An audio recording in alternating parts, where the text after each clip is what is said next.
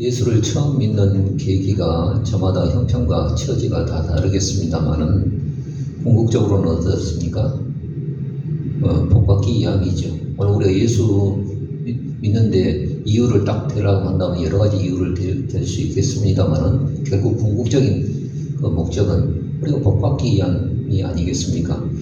어떤 사람은 병으로 인하여서, 어떤 사람은 가난으로 인하여서, 또 도저히 지쳐내지 못하는 마음의 상처와 울분을 통해서, 또 그런 아픔의 회복을 위해서 오늘 우리는 예수님을 찾게 되어집니다. 그러나 신앙생활 중에서도 느끼는 딜레마는 어떤 것이냐면 회복이 되는가 싶더니 더 아픈 상처와, 예수 믿었는데도 불구하고 더 아픈 상처와 그런 눈물과 아픔이 더 우리의 삶 속에서 가중되어지는 그런 현실의 그 모습들을 내가 보고 있을 때에 참 마음이 무겁습니다. 이것 해결하지 못해서 오늘 우리는 어떻습니까? 예수님을 믿어도 때로는 시험에 들고 이것 때문에 또한 크게 낙심할 수도 있는 문제입니다. 그러므로 왜 믿는데 핍박과 고난이 더해지는가 명확히 말씀으로서 정립할 필요가 있습니다. 여러분들 오늘 우리는 예수 믿고 복받고 그냥 끝나버리는 것이 아니라 예수 믿고 정말 열심히 살아보려고 신앙으로 살아보려고 해도 그 어려움이 가중되어질 때 참으로 오늘 우리는 1 더하기 1은 2라는 그냥 틀에 박힌 공식에 따라서 오늘 우리의 신앙을 대입하면 안 됩니다. 항상 우리의 신앙이라고 하는 것은 항상 하나님의 말씀의 기준에 따라서 분별해보고 그 말씀으로 믿음을 잘 정립해 봐야 한다는 것입니다. 그렇지 않으면은 어떻습니까? 오늘 우리는 하나님께 대한 앞으로는 하나님을 찬양한다라고 말을 하지만은 뒤로는 어떤가 하나님께 대한 풀려지지 않는 그런 서운함이 있고, 때로는 하나님이 정말 찬양받기에 합당하신 그 하나님이 기뻐서 즐거워서 그 하나님을 기쁘게 섬기는 것이 아니라 오히려 그 하나님이 때로는 너무나 두렵기까지 느껴질 때가 있고, 때로는 이것저것 풀려지지 못해서 신앙에 어떻습니까? 그런 문제 하나까지도 풀려지지 못해서 늘 내 마음에 캐시엄 마크를 찍으면서 신앙생활을 오늘 영위하고 있다 한다면 그것은 곧 오늘 우리 신앙생활 가운데 복이 되어지는 것이 아니라 화가 되고 만다는 사실을 오늘 우리는 성경을 통해서 우리는 느끼게 되어집니다. 그렇다고 한다면 오늘 우리는 왜 핍박과 고난이 더해지는가? 여기에 대한 성경적인 정립이 반드시 필요하다는 사실을 느끼게 되어집니다. 요한계시록의 말씀을 보면은 어떻습니까? 오늘 말씀해 보자면 7째 인을 띠는 장면들이 나옵니다. 그래서 이 7째 인을 여러분들이 말씀을 할 때 이것은 어떻습니까? 환란이 더해지는 것이 아니라 인이라고 하는 것은 왕의 인장반지가 찍혀진, 하나님의 인장반지가 찍혀진 그것을 어린 양이신 예수 그리스도께서 하나하나 떼심으로써 역사의 파노라마, 다시 말해서 하나님의 심판의 파노라마가 어떻게 흘러갈 것인가를 사도 요한에게 보여주는 장면들입니다. 그래서 7인은 어린 양 예수께서 되십니다. 그분만이 어떻습니까? 떼실 권한이 있죠. 왜? 우리 죄를 위하여 십자가에 죽으시고 우리를 의롭다 하셔서 하나님의 나라와 제사장으로 그 핏값을 주고 우리를 당당히 세워놓으셨기 때문에 그분만이 그 하나님의 인을 떼실 자격이 있는 것입니다. 그래서 하나님의 역사의 심판의 파노라마가 이제 흘러가게 되어진데, 오늘 그림에 나와 있듯이 넷째 인까지 뛸 때 어딘가 흰 말이 나오고 붉은 말이 나오고 검은 말이 나오고 누리티팅한 청황색 말이 나오게 되어지죠. 이 장면을 오늘 우리는 계시록을 보면 이런 장면을 볼 때 쌩숭맞다 생각이 되어질지 모르지만은 이미 구약 성경에 보자면 스가랴서의 1장에 보자면은 이미 홍마를 탄 자가 화성나무 사이에 있어서 홍마와 장마와 백마가 있어서 이렇게 스가랴 선지자에게 보이는 거예요. 그래서 어떻습니까? 천사에게 물어봤더니 화성유 나무 사이에 있는 홍마를 탄 그 천사가 말을 하기를 이건 누굽니까? 못하는 사람들입니까? 궁금하잖아요. 물어봤을 때 그 자가 하는 말이 뭐냐면 이 자는 네 말을 탄 자들은 여호와께서 땅에 두루 다니라고 보낸 자들이니라 라는 말씀을 보게 되어집니다. 다시 말해서 하나님의 명령에 따라서 이 땅에 어떻습니까? 그 하나님의 일을 하기 위해서 보낸 어떤 세력 또 천사들 또 영적인 존재인 것을 우리는 보게 되어집니다. 그래서 여기에 보자면 요한계시록에 보자면 첫째 인부터 넷째 인까지 뗄 때 여기에 보자면 흰말 탄 자와 붉은 말 탄 자와 검은 말 탄 자와 또 여기에 보자면 청황색 말을 탄 자가 있었더라라는 내용이 나옵니다. 이것을 볼 때 오늘 우리는 이것을 해석하지 못해서 백마탄 자가 어떤 백마탄면 무조건 예수 그리스도라고 해석하는 그런 잘못을 범하게 되거든요. 아니에요. 여기 첫째 말이었던 흰말 탄 자는 그리스도가 아닙니다. 빈 화살이 없이 빈 활만 갖고 어떤가 머리에 멜류관을 갖고 어떻습니까? 이기고 또 이기고 또 이기려 하더라. 이것은 어떤 자인가? 우리가 잘 해석하지 못해요. 그래서 둘째 말은 전쟁인 것을 우리는 압니다. 빨간 피니까. 셋째 말은 검은 말은 어딘가 보니까 저울추를 딱 갖고 있어요. 이것은 대흉년의 기근을 말을 하고 있습니다. 그래서 밀 한 대에 어떻습니까? 한 코이닉스. 한 데나리온이란 말이에요. 한 데나리온. 그러니까 한 데나리온은 뭔 말을 하냐면은 노동자가 하루 벌어서 한 데나리온 받는데 그것 갖고 어떤 밀 한 대밖에 사지 못해요. 그럼 벌이 석 대 정도면 어딘가 세 식구가 하루에 먹을 양식 정도밖에 사지를 못해요. 그럼 딸딸 굽는. 그래서 지금으로 말해서 어떻습니까? 곡식 가격이 어딘가 10배로 치솟는 그런 일들이 일어난다는 거예요. 그러니까 지금부터 자기 텃밭에서 곡식 농사 짓는 것이 중요한 겁니다. 10배로 폭등하게 되어지면 딸딸 굽는 일이 일어나게 되어진다는 것이죠. 그것으로 인해서 또 이 다음에 청황색 말이 어떤가 음부가 따르려니 이건 사망이라고 말을 했죠. 그래서 이 말씀을 해석하지 못해서 나중에 보자면 요한계시록에 뒷부분에 보자면 이런 말이 나오는데 여기 보자면 이 자들이 뭔가 땅 4분의 1의 권세를 얻어서 검과 흉년과 사망과 땅의 짐승으로 이들을 죽이리라라는 말씀이 나옵니다. 그래서 검이라고 하는 것은 빨간 말 탄자죠. 흉년은 검은 말 탄자죠. 그 다음에 사망은 청황색 말 탄자죠. 그럼 땅의 짐승이라고 하는 것은 흰말 탄자를 말을 하고 있습니다. 그럼 땅의 짐승은 어떻습니까? 먹을 것이 없어서 멧돼지가 와서 사람을 죽이는 것이 아니라 요한계시록에 보자면 바다에서 올라오는 짐승이 있고 땅에서 올라오는 짐승이 있단 말이에요. 땅에서 올라오는 바다에서 올라오는 짐승은 저 그리스도를 말을 해주고 있고 땅에서 올라오는 짐승은 거짓 선지자를 말을 해주고 있습니다. 다시 말해서 이 땅에 힘을 탄 자는 하나님의 말씀이냐 의의 사도이냐 어떻습니까? 미혹한다는 거예요. 그래서 이 역사는 어떻습니까? 역사 이래로 니브롯을 통해서 창세기 말씀에 보자면 니브롯을 통해서 바벨 탑을 쌓을 때부터 어떻습니까? 미혹하는 존재가 있었어요. 또 이기려고 하다 보니까 전쟁이 일어나는 거예요. 전쟁이 일어나기 시작하면 어떻습니까? 그 풍부했던 모든 재산들이 우크라이나가 곡창지대 아니었습니까? 응? 푸틴이 공격함으로 인해서 곡물가격이 인상되어진 거예요. 이런 전쟁은 지금뿐만 아니라 이미 나폴레옹 때, 이미 히틀러 때, 이미 어떻습니까? 몽골 제국이 침략할 때 그 모든 역사의 그 과정마다 있었던 얘기예요. 그것으로 인해서 사람이 그냥 죽어나가는 거예요. 전염병이 창궐하게 되어지므로 흑사병으로 인해서 14세기에 보자면 2천만 명이나 되어지는 어마어마한 사람이 3년 내지 4년 사이에 다 죽어나갔어요. 그런 일들이 역사 이래로 지금도 진행되어지고 있었다는 것이죠. 이걸 말을 해주고 있는 것입니다. 그래서 그러나 중요한 것은 하나님의 역사에 관심은 어디에 있느냐? 사람들이 죽어가는 것이 있지만은 그러나 그럼에도 불구하고 다섯째 인을 뗄 때에 여기에 보자면 하나님의 제단에서 어떤가 하나님의 말씀과 그들의 가진 증거를 인하여 목배임을 당한 순교한 자들이 어떤가 하나님 앞에서 예수 그리스도 앞에서 어떤가 우리를 어느 때까지 신원하여 주시지 않겠습니까? 다시 말해서 하나님의 역사의 관심은 사람들이 죽어가는 것에 대해도 관심이 있지만은 그만 믿음 한 자락 부여잡고 아벨의 피로부터 어떻습니까? 늘 믿음으로 하나님을 섬겼던 그런 사람의 피에 하나님은 관심을 갖고 있다는 사실을 우리는 보게 되어집니다. 이 역사로 진행해 나가시는데 여기 보고 어느 때까지 우리를 신원하여 주시지 않겠습니까? 라고 말을 할 때 그때 어떻습니까? 주님께서 하시는 말씀이 그 수가 찾기까지 그것이 진행되어질 것이다 라는 말을 해주고 있습니다.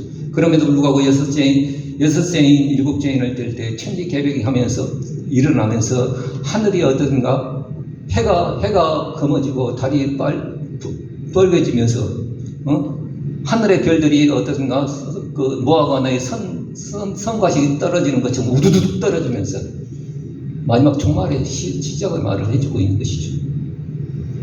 그리고 어떤가 하늘이 어떤가 종이축 말리듯이 말려가며 마지막 종말의 얘기를 해주고 있는 것입니다. 이런 것을 통해서 하나님의 심판되어질 것을 하나님께서 사도 요한에게 먼저 보여주시는 장면들이 일곱인의 내용인 것입니다. 그래서 모든 인류의 역사는 하나님의 심판이 진행되어지는 과정입니다. 그러나 모든 역사의 열쇠는 그리스도께 있음을 보게 되어집니다. 붉은 말 탄자가 어떻습니까? 그 하나님께 허락을 받아 한 생명을 하나님 소중히 여기셔서 한 생명 죽이는 것도 어떻습니까? 하나님의 허락이 있어야 된다는 거예요. 참새 한 마리라도 어떤가 땅에 떨어지는 것을 하나님이 허락지 아니하시면 그 생명을 죽일 수 없는 것이죠. 하나님의 허락을 받아. 그런데 중요한 것은 우리가 요한계시록 말씀을 읽어보면서 느껴지는 것이 뭐냐면 왜 이렇게 하나님께서는 재앙과 핍박과 순교를 허용하실까? 허락하실까? 그 일을 떼신 것은 주님의 주권에 있지 않습니까? 이런 질문이 우리 가운데 들어지는 것은 사실입니다. 오늘 우리 이사야서 36장에 보자면 그런 얘기가 나오는데 히스기야의 얘기입니다. 히스기야가 통치하던 14년 때에 그 시간으로 말해서 BC 701년에 어떤 일이 일어나냐면 아수르 제국이 어떤 거 파죽지세로 밀려오면서 하나하나씩 다 점령을 하면서 유대의 48성읍을 다 점령을 하고 나기스의 베이스 캠프를 딱 쳐놓고 그 산에 내린 대제국의 아수르 왕이 딱 쓰면서 납사게라고 하는 어떤가 말 잘하는 히브리 방언으로 말 잘하는 한 사람을 18만 5천의 군대를 이끌고 어떤가 에루살렘을 딱 둘러싸요.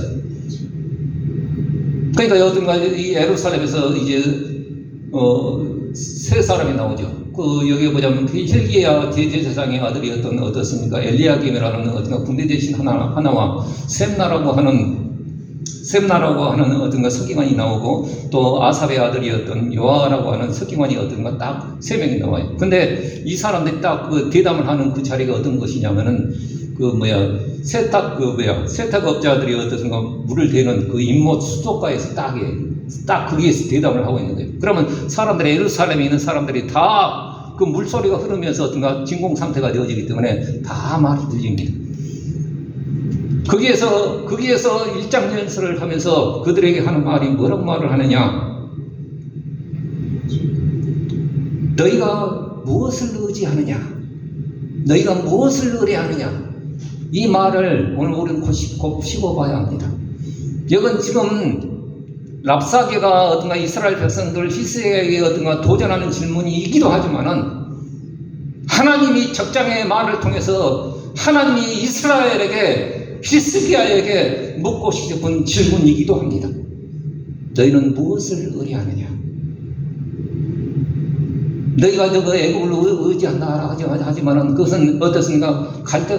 갈대의 가시 같은 존재로 찌르는 역할을 하지 못한다. 이 말은 누가 했던 말입니까? 이사야 선지자가 이미 했던 말입니다. 그러니까 랍사게라는 이 사람은 어떤가 이스라엘에 돌아가는 판세를 이미 다 알고 있는 거예요.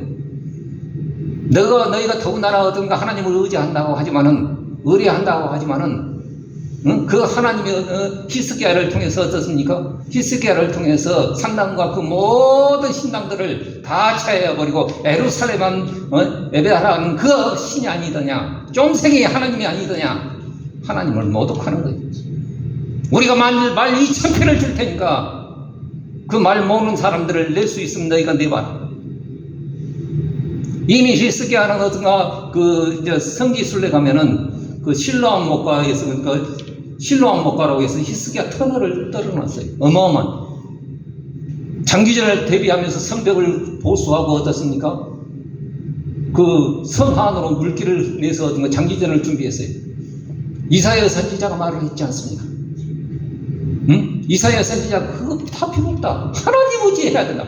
그런데도 불구하고 히스기야는 여러분들이 히스기야 왕을 오늘 우리 믿음의 사람이라고 말하지만은 읽어보면 읽어볼수록 어떻습니까? 딴짓했던 사람이에요. 그러고 랍사기가 막 외치니까 히스기야가 너희를 향하여서 하나님만 의뢰하라고 말했지. 그 말 듣지 말고 그걸 청정하지 말아라. 어느 신이 아수르의 신을 이긴 적이 있더냐 말이야. 너희 여호와 하나님도 우리를 이기지 못해. 하나님을 조롱하고 수치와 능멸을 하면서 어떤가 하나님을 이스라엘 백성들을 조롱하기 시작합니다. 여러분들 종교교회, 여러분들 히스기야는 집권하자마자 어떻습니까? 그 마음에 거룩한 마음이 있어서 하나님 앞에 종교개혁을 하며 모든 산장과 모든 어떤가 하나님을 섬긴다 하면서도 어떤가 그냥 우상 비슷하게 섬기는 거예요. 막 산당은 저기 높은 산에다 어떤가 산당을 지어놓고 그렇게 섬기는 거예요. 그 하나님 섬기는 거 아닙니다. 그런 것들 다 우상들을 다 파괴해요. 이렇게 믿음 좋은 히스기야에게 그렇게 했으면 우리가 하나님이라고 한다면 야, 너 진짜 시원하게 신앙생활 잘하고 다 초대 때 말아먹었던 그 신앙의 자세들을 다시금 세워놨던 왕이 히스기야의 왕이었습니다. 그러면 오늘 우리는 하나님 우리가 하나님이라고 한다면 야, 이것도 줄게 저것도 줄게 잘해봐. 근데 이래야 되는데 히스기야 왕 14년에 아수르 제국이 밀려와서 파죽시스로 밀려와서 48성읍을 다 점령하고 이제 예루살렘만 남았습니다. 자, 이것을 우리에게 적용해 볼까요? 우리가 하나님을 잘 믿어요. 아니, 잘 안 믿는 것이 아니라 내가 보기에도 진짜 멋있게 믿는 것 같아요. 근데 어려움이 가중되어져. 자식의 문제가 있고 경제적인 문제가 있고 질병의 문제가 있고 이런 문제가 오늘 우리 가운데 엄습한다고 한다면 오늘 우리의 마음 가운데 뭐라도 뭔가 풀리지 않는 숙제로 퀘스천 마크 물음표를 찍어볼 수밖에 없는 것입니다. 왜 그랬을까요? 여러분들 요한계시록에 뭐냐면 어딘가 아니 믿음에 없는 사람들이 다 하나님을 불법을 행한다 할지라도 믿음의 사람들은 어떻습니까? 하나님 앞에 신앙생활을 하면 순교까지 해나가는데 그 순교자의 수가 차기까지 그냥 계속 죽어나가요. 사도 요한이 어떻습니까? 에베소 교회를 담임할 때 많은 사람이 죽어가서 사도 요한마저도 어떤가 채석장에 어떤가 반모섬에 잡혀가 있어요. 이런 상황 가운데 어떻게 말할 수 있겠습니까? 왜 오늘 우리 하나님께서 믿는 자를 더 잘되게 하시지 않고 왜 어렵게 하시는 이유가 뭐겠습니까? 요한계시록을 보자면 이렇게 넷째 뗄 때 천지가 계획되어지며 언동을 말살되는 그런 일들이 더 일어나요. 미혹과 전쟁과 기근과 전염병이 창궐하여져서 죽음이 올 2024년도에는 질병에 엑스라는 것이 지금 이미 발견이 되어져 갖고 여기 창궐할 것을 이미 알고 있어요. 그때도 어떤 교회를 폐쇄할 거든 이미 시험삼아 다 해봤기 때문에 교회에 폐쇄 명령이 내려지면은 교회는 다 문 닫습니다. 미국의 교회는 다 지금 어떻습니까? 무너져가는 교회가 너무 많아요, 미국은. 이러할 때 오늘 우리는 어떻게 해야 되는가? 왜 이렇습니까? 우리 하나님께서는 흔들어 보시는 거예요. 흔들어 보시는 거예요. 진짜인가 아닌가 흔들어 봐야 하잖아요. 그거에 흔들어 보시는 겁니다. 영혼의 잠을 흔들어서 깨우시기 위해서 진짜 네가 네 자신만을 위한 것인가? 진짜 하나님을 의지하는가? 그것을 달아보시기 위해서 우리를 시험하시기 위해서 흔들어 보신다는 거죠.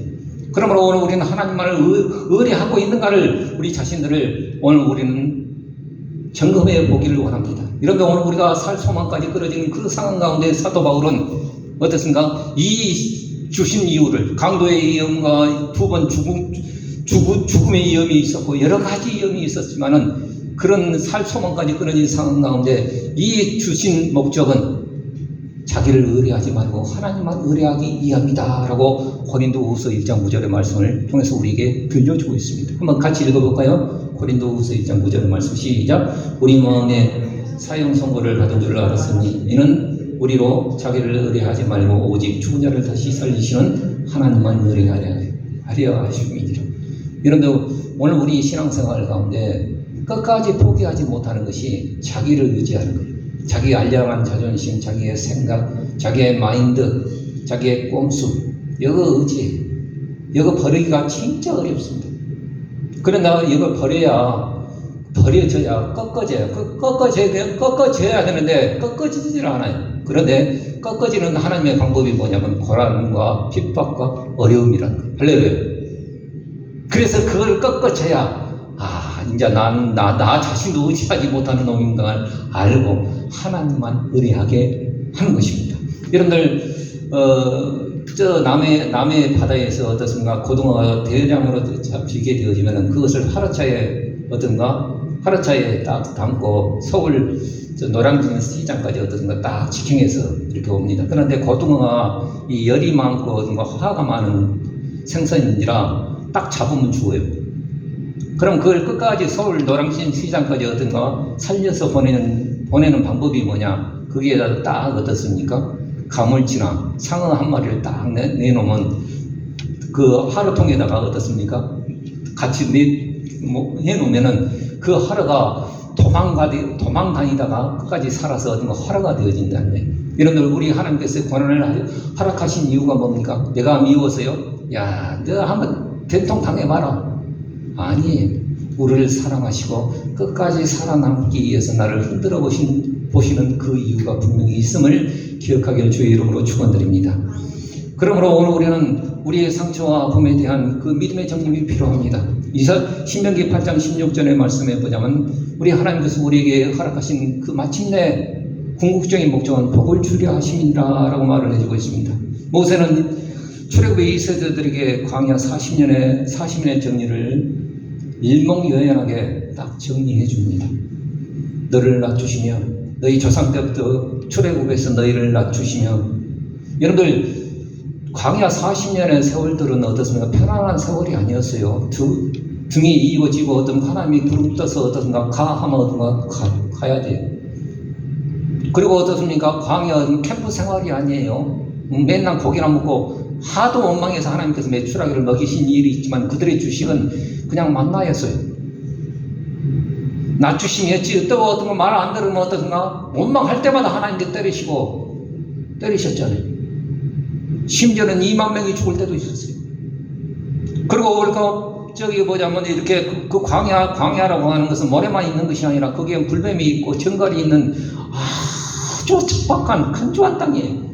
그런 땅을 얻었습니까? 이스라엘 백성들이 사마리아의 사우디아라비아의 그 사막이 남아있는 영상을 제가 한 번 본 적이 있는데, 홍해 앞바닷가를 건너서 그들이 미디안 광야에 갔던 그 지역을 우리는 시내산이라고 알고 있는데, 이쪽에 보자면 사우디아라비아 그쪽이 지금 유력하다고 합니다. 고고학자들이. 근데 그 영상을 봤더니 어떻습니까? 풀 한 폭이 나지 못하는 아주 척박한 땅. 그 땅을 하나님의 명령대로 40년을 걸어갔을 때 때로는 징계하시고, 때로는 어떤가 반석에서 물도 내시면서도, 때로는 그 어떤가 하나님이 안 주시면 줄이고, 만나만 먹으니까 사람이 뭐 할 수 있는 거. 주님의 만나만 먹게 하신 이유가 뭔지 아느냐? 사람이 떡으로만 사는 게 아니라, 우리가 어떤가 사람이 먹을 거 먹고 어떤가 우리 인생의 그런 것들을 향해서 어떤가 그런 것을 사는 것이 아니라, 하나님의 말씀만으로도 사는 순종의 방법을 통해서 사는 방법을 우리에게 알려주시기 위해서 만나를 먹이셨고, 또 어떤가 결국에는 어떤가 마침내 너희로 하여금 복을 주기 위함이다 라고 말씀하고 있습니다. 모세가 두려운 것은 무엇입니까? 가난해서가 아니라 부유해져서 가나안 땅에 들어가서 너희가 얻지 못하는, 수고해서 얻은 그 재물들이 아니라 하나님이 갑자기 얻은 그 가나안 땅에 들어가서 정복하니까 그 땅이 자기의 것이 되어지고 어떤가 어마어마한 부자가 되어지고 어마어마한 은혜 가운데 어떤가 하나님이 주신 것들을 누리며 살아갑니다. 그런데 중요한 것은, 모세가 걱정하는 것은 부에서 교만해질까, 그것이 두려운 거예요. 그래서 그들이 하는 말들이 뭔가, 내 능과 내 힘으로 이 재물을 얻었도다.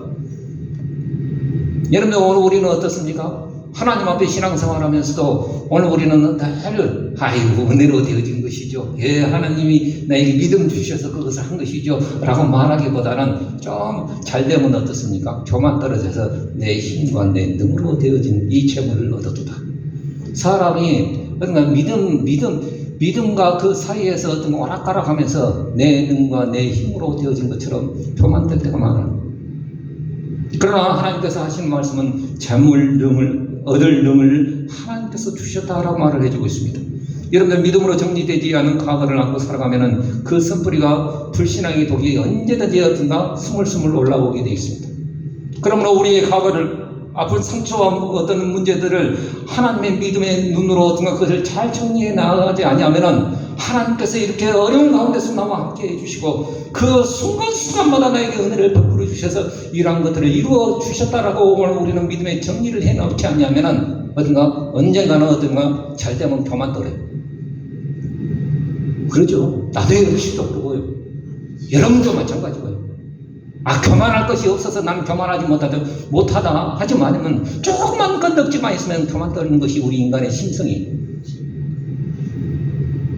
그래서 어떻습니까? 그런 불신앙의 독들이 스물스물 올라와요. 히브리서의 말씀 한번 같이 읽어볼까요? 히브리서 12장의 말씀 읽어봅시다. 시작. 하나님의 은혜에 이르지 못하는 자가 있는가 두려워하고 쓴뿌리가 나서 괴롭게 하고 이 쓴뿌리가 우리 속에 올라와요. 그래서 오늘 우리는 우리의 과거의 상처와 아픔과 고통과 눈물과 괴로움들을 믿음의 눈으로 잘 정리해 놓지 않냐면 어떻습니까? 다 정리해 놓지 않냐면 어떤가 어느 순간에 교만이라는 쓴뿌리가 나오고 어느 순간에 불평의 쓴뿌리가 나오기 시작합니다. 그러면 우리의 과거를 믿음으로 잘 정리하기를 주의 이름으로 축원드립니다. 그렇다고 한다면 오늘 우리는 고난 중에도 오늘 우리는 선포해야 할 믿음의 메시지는 무엇일까요? 시편의 말씀에 보자면 시편 91편에 보자면 하나님을 거저로 삼는 자에게 하나님께서는 사냥꾼의 올무에서 건져주시며 심한 전염병에서 건질 것이며 밤에 공포와 낮에 날아드는 그 화살 가운데 너를 건져줄 것이며 어두울 때 퍼지는 전염병을 또 밝을 때 닥쳐오는 그 재앙으로부터 너를 보호하시고 지키실 것이다 라고 시편 91편은 말을 해주고 있습니다. 마귀도 어떻습니까? 이 말씀 시편 91편을 어떤가 인용을 해요. 천사들이 너의 발을 어떤가 발에 돌이 부딪히지 않도록 너를 안전하게 보호할 것이다. 이 말씀을 가지고 어떻습니까? 마귀가 예수님을 시험해서 성전 꼭대기에서 뛰어내려버려. 하나님이 말씀하시기를 네 어떤가 네 발이 어떤가 돌에 부딪히지 않도록 하나님이 보호하실 것이라고 했지 않느냐. 이 시편의 말씀을 가지고 어떤가 시험하고 있는 거예요. 이렇게 하나님이 오늘 우리를 보호해 주시겠다고 말씀하십니다. 천인이 만인이 죽어 넘어지고 내 옆에 쓰러진다 할지라도 너는 안전할 것이며 천사들의 보호와 젊은 사자와 독사를 다 하나님께서 밝게 하실 것이다 라고 고백하고 있습니다. 그리고 말을 하기를 시편 기자였던 다윗이 하는 말하기를 내가 여호와를 가리켜 말하기를 이것은 하나님께 대한 자기의 신앙의 고백이고 믿음의 선포입니다. 어떻게 말을 하느냐? 자, 한번 따라서 봅시다. 여호와는 나의 피난처시요 나의 요새시요 나의 의뢰하는 하나님이시라. 여러분들 다윗이 고백했던 것처럼 오늘 우리는 고난 중에도 믿음의 선포를 해야 할 것이 뭐냐면 하나님은 나의 피난처시요 나의 요새시요 나의 피할 바위시요 나의 의뢰하는 하나님이시라는 이 고백을 우리는 선포해야 합니다. 이것이 말뿐인 고백이 아니라 하나님을 사랑하고, 그래서 여러분 말뿐인 고백 갖고는 안 돼요. 마귀도 알아요. 나도 알아요. 거짓인지. 그러나 하나님을 진짜 사랑하고 그 이름의 고백을, 그 이름을 걸고 어떤가 하나님 앞에 믿음의 생활을 하는, 하나님과의 인격적인 관계를 통해서 그 이름을 알고 그 하나님을 알고 그 하나님 앞에 그 이름으로 강구하는 그 사람들을 하나님께서 네가 나를 사랑한 점 내가 건져줄 것이고 네가 나를 내 이름을 알고 내 이름을 알았으며 내가 너를 높일 것이고 내가 어떤가 네가 강구한 점 내가 응답하리라 라고 말하고 있습니다. 여러분들 수많은 위험과 고통이 있을지라도 결국에는 모든 혼란에서 우리를 건지시고 높이시며 우리를 영화롭게 하시는 분은 우리 하나님이심을 성경은 말해주고 있습니다. 여러분들 우리 하나님께서는 어떤가 계획이 다 있어요. 어떤 계획이냐? 로마서의 말씀 한번 같이 읽어보십시다. 로마서 8장 30절 시작. 미리 정하신 그들을 또한 부르시고, 우리를 불러내셨죠. 부르신 그들을 또한 의롭다 하시고 의롭다 하신 그들을 또한 영화롭게 하신 저 천국에서 천년왕국에서 어떻습니까? 우리는 영화롭게 하는 그 계획을 이미 가지고 계셔요. 그러면 여러분들 조금만 문제에 낙심하지 마시고 믿음의 선포를 하시길 주의 이름으로 축원드립니다. 고난 중에도 어떤가 여호와는 나의 피난처시오 나의 요새시오 내가 의뢰하는 하나님이시라. 이 고백을 우리는 꼭 하기를 주의 이름으로 부탁을 드립니다. 어떻게 고난이 더해지는 상황 가운데서 우리는 버티며 이길 것인가? 요한계시록의 말씀은 이긴 자가 누구인가를 말을 해주고 있습니다. 계시록 2장과 3장에 보자면 7교회에 나오는 공이 반복되어지는 말이 있죠. 이기는 그에게는, 이기는 그에게는. 이긴 자가 누구인 것을 말을 해주고 있고 어떻게 이길 것인가를 분명히 말씀해 준 말씀이 요한계시록의 말씀입니다. 주께서는 온실 속의 화초처럼 양육하는 것이 아니라 독수리처럼 저 창공을 향해서 날개짓하는 용원체로서 우리를 양육하기를 우리 하나님은 원하십니다. 신명기 32장에 보자면 독수리가 그 보금자리를 어지럽게 해서 그 새끼 위에 너풀거리면서 그 날개를 펴서 생기를 받으며 그 날개 위에 그것을 얻는 것 같이 여호와 하나님께서 우리를 키우셨도다라고 말을 해주고 있습니다. 그래서 여러분 오늘 우리 하나님 앞에 우리의 신앙생활은 어떻습니까? 여호와를 앙망하는 자는 이사야서 40장 31절의 말씀처럼 여호와를 앙망하는 자는 새 힘을 얻으리니 독수리의 날개치며 올라감 같을 것이. 이것이 우리의 신앙의 모습이라는 거예요.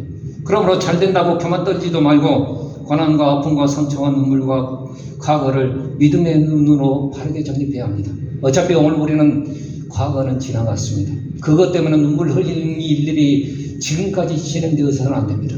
과거는 과거대로 묻어놓고 하나님의 눈으로 이런 상처가 있는데 이걸 통해서 하나님이 나에게 원하시는 것이 무엇일까? 내가 과거와 단절될 수는 없으나 그러나 믿음의 눈으로 바라보는 것은 대단히 중요한 것입니다. 그 믿음의 눈으로 바르게 정립해야 합니다. 그래서 나를 연단하사 시험하시고 낮추시며 오직 하나님만 의뢰하기 위해서 그런 고난 또한 나에게 허락해 주셨고 그리고 마침내 나에게 원하시는 그 궁극적인 목적은 마침내 복을 주기 위함이다라는 사실을 우리는 기억해야 합니다. 이제 하나님을 사랑해야 합니다. 말로만 어떤가 하나님을 사랑한다 하지 마시고 진짜 하나님을 사랑하고 그의 이름을 인격적으로 알아야 합니다. 영생은 유일하신 참 하나님과 그의 보내신 자 예수 그리스도를 아는 것입니다. 우리의 신앙생활 동안 어떤가 하나님을 아는 것이 그냥 그렇다더라라는 그런 하나님이 아니라 나의 피난처요, 나의 요새시요, 나의 의뢰하시는 그 하나님이라는 이 사실의 고백이 우리 가운데 있어야 합니다. 그리고 부르짖어야 합니다. 간구함으로 하나님 앞에 응답받아야 합니다.